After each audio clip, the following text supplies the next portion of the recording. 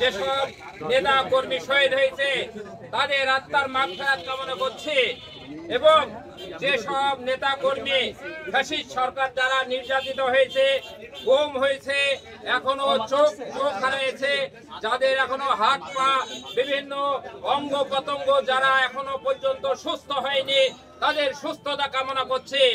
পাশাপাশি আমরা একটা কথাই বলতে চাচ্ছি, বাংলাদেশে এই সরকার মানুষের নিরাপত্তা দিতে পারছে না। নিরাপত্তা দায়িত্ব এই সরকারের উপরে বর্তায়। যদি নিরাপত্তা দিতে আপনারা ব্যর্থ হন তবে অতি দ্রুত বাংলাদেশে একটি সুষ্ঠু গণতান্ত্রিক ব্যালটের মাধ্যমে নির্বাচন দেন।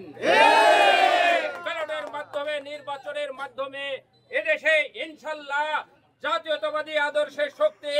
সব মশার বিরুদ্ধে সুরক্ষা দিতে এলো বসুন্ধরা এক্সট্রিম অ্যারোসল, মশার বিরুদ্ধে এক্সট্রিম সুরক্ষা।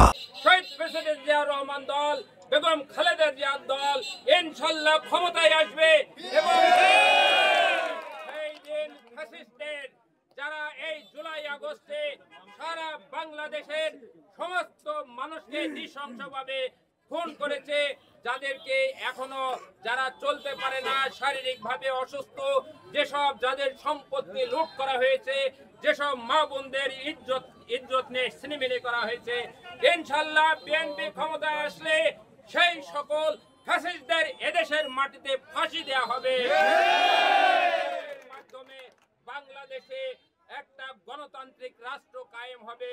আমরা চাই এই সরকারকে দ্রুত বাংলাদেশের সমস্ত জায়গায় যেখানে আইনের ব্যত্যয় ঘটছে সেসব জায়গায় অবশ্যই কঠোর হাতে আপনারা সমস্ত সন্ত্রাসীদের আপনারা বিচার করবেন।